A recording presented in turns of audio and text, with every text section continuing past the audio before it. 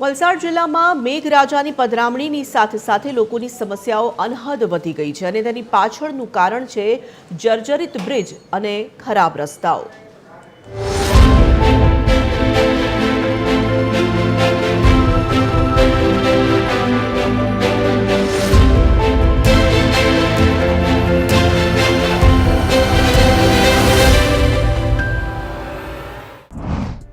ધ્યાનથી જુઓ આ દ્રશ્યો।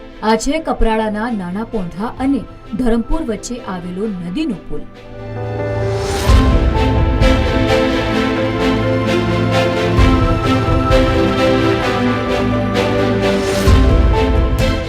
આ પુલ પર મસમોટા ખાડા પડી ચૂક્યા છે। પુલ એટલી હદે જર્જરિત થઈ ચૂક્યો છે કે હવે તો ખાડામાંથી સળિયા પણ દેખાવા લાગ્યા છે અને આ પુલ પરથી દરરોજ અનેક વાહન ચાલકો અને રાહદારીઓ પસાર થાય છે, જેના જીવ પર તોડાઈ રહ્યો છે ખતરો।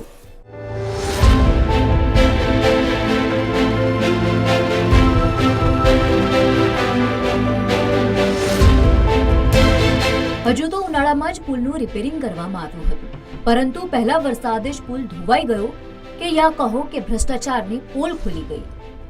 દર વર્ષે આની આ જ પરિસ્થિતિ રહી છે અને અમારે રોજના આ રસ્તે જવાનું હોય। આમ જતાં અમને અમારી જગ્યાએ જવાનું હોય ત્યાં અમને અડધો કલાક થાય, પણ આ બ્રિજના કારણે, આ રસ્તાના કારણે અમારે 1 કલાક પાકો જ નીકળી જાય। સળિયાઓ દેખાય છે, મોટા મોટા ખાડાઓ પડેલા છે અને અહીંયા આ બ્રિજ ઉપર એટલા ભારે વાહનો જાય છે કે ખતરારૂપ કહેવાય એમ। આ પાર નદી વડખંભાને ખરેડીને જોડતો બ્રિજ છે। એમાં તકલીફ સાહેબ એ જ છે, દર ચોમાસાની સ્ટાર્ટિંગ થાય, વરસાદ પડે પહેલે વરસાદે જેટલા મોટા ખાડા પડી જાય પછી ખાડામાં પેલા સળિયા બી બહાર બધા નીકળી ગયેલા, એટલે નાના વાહનો માટે બહુ તકલીફ, પાણી ખાડામાં ભરાઈ જાય એટલે વાહનોની એટલી અવર જવર છે કે 1 મિનિટ બી નથી અહીંયા રોકાય ને તો ટ્રાફિક જામ થઈ જાય છે સાહેબ। તેમાં પણ વરસાદી સિઝનમાં આ પુલ પર પાણી ભરાઈ જવાથી વાહન ચાલકો ધીરે ધીરે પસાર થાય છે અને તેના કારણે ટ્રાફિક જામના દ્રશ્યો પણ સર્જાય છે અને વાહનોની લાંબી કતારો લાગે છે। આખું ચોમાસુમાં આ જ મોકાણ રહેશે, ત્યારે હવે લોકોની માંગ છે કે તાત્કાલિક પુલનું રિપેરિંગ કરવામાં આવે। ચોમાસાની શરૂઆતમાં જ વાપીથી શામળાજીને જોડતો જે મહત્વનો બ્રિજ છે તેમાં મોટા ગાબડા પડી ગયા છે, તેના કારણે વાહન ચાલકોને પારાવાર મુશ્કેલીનો સામનો કરવો પડી રહ્યો છે।